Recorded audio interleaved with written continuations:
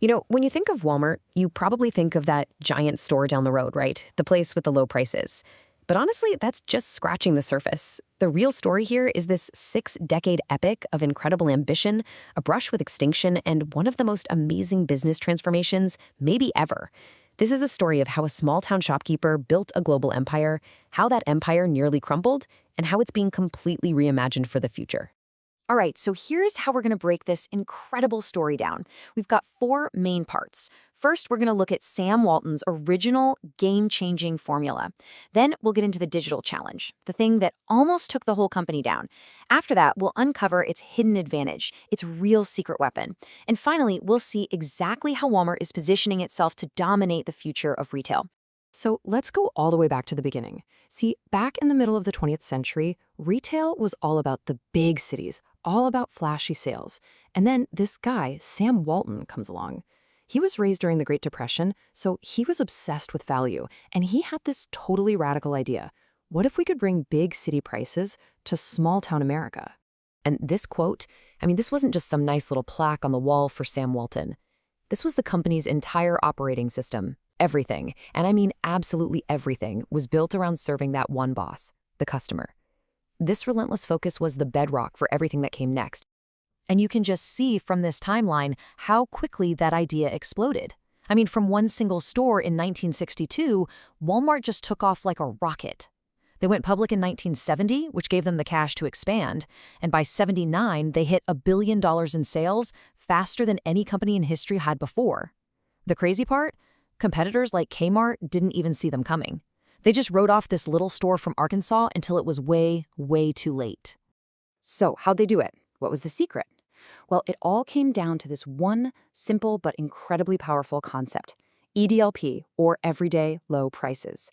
No gimmicks, no weekend sales, no tricks, just the lowest price you could find all the time. And the only way this was possible was because Walton engineered the company to be ruthlessly efficient, using Walmart's huge size to get the best deals from suppliers and then passing those savings straight to you, the customer. And his culture he built, it wasn't just about the numbers. It had this incredible personality. So get this. In 1984, Sam Walton makes a bet with his employees, or associates, as he always called them. He said if they could hit this really ambitious profit goal, he would dance the hula on Wall Street. Well, they hit the number, and Sam kept his promise. Flew to New York, put on a grass skirt, and danced right there on Wall Street. It just perfectly captured his whole vibe. Driven, but also humble, and a lot of fun. But don't let that folksy charm fool you for a second. Underneath it all, Walmart was a brutally sophisticated tech company right from the very beginning. We're talking 1987, way before the internet was a thing in our homes. Walmart built one of the world's largest private satellite networks. It gave them this godlike, real-time view of every single item in every single store. They were the original data-driven empire, a full 25 years ahead of the game. But, after decades of just complete dominance, a new kind of challenger appeared, one that came out of the digital world. And it pushed this retail giant to the absolute brink of extinction. For the very first time, Walmart wasn't the disruptor anymore. They were the ones about to get disrupted. And this right here, this lays out the battlefield pretty clearly. By the 2010s, Walmart was still a monster when it came to revenue, and of course they had stores everywhere. But just look at that last row, e-commerce. Amazon was just crushing it, capturing almost 40% of the entire online market. And Walmart, the biggest retailer on the planet, they were basically a rounding error online, a tiny little blip. They were losing the future. The person tasked with leading the charge against this massive threat was Doug McMillon, who took over as CEO in 2014. And his story is pure Walmart. He literally started his career as a teenager, unloading trucks in a distribution center for a summer job. He knew the company from the bottom up, and he knew, better than anyone, that it had to change. And it had to change right now. McMillon's first monster move was a huge bet on digital talent.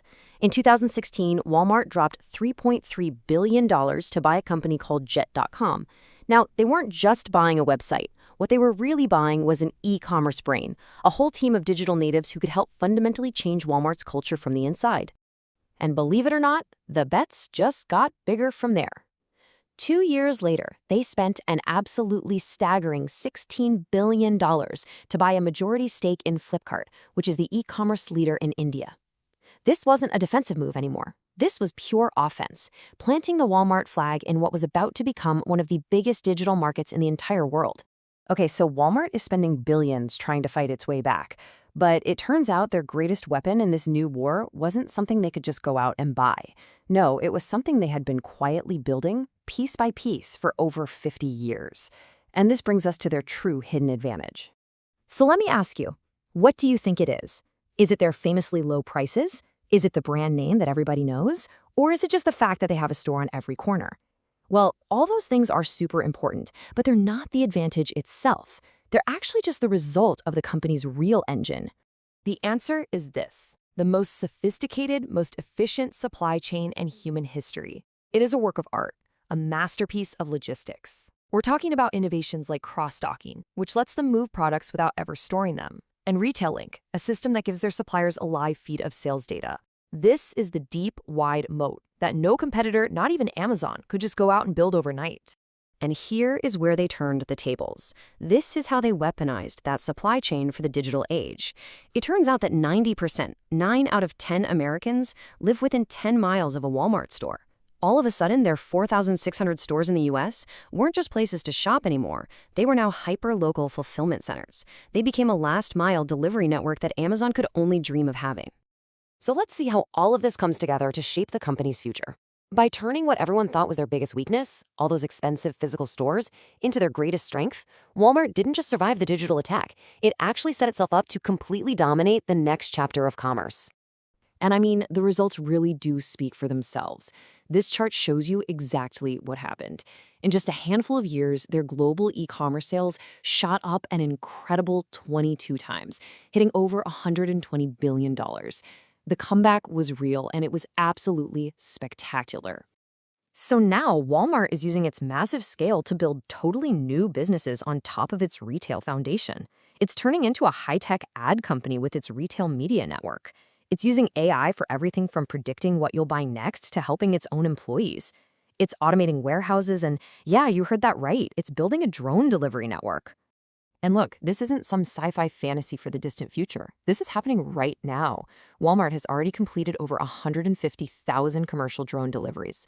They are literally pioneering the future of getting stuff to your door in under 30 minutes. And they're doing it at a massive scale today. This move right here shows you just how smart their thinking is. I mean, buying a TV company for $2.3 billion might seem kind of random for a retailer, right? But it's not about selling TVs. It's about data.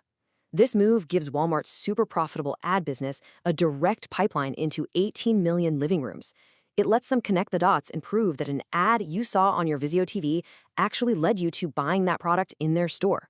It's brilliant. Which really leaves us with one final fascinating question. For decades, Walmart was the king of physical retail. Nobody could touch them. Then Amazon became the unbeatable king of digital retail. But now, by brilliantly smashing those two worlds together, Walmart has become something totally new. So in this next era of commerce, how on earth do you compete with a data-driven, tech-savvy logistics machine that also happens to have a drone base within 10 miles of almost every single home in America?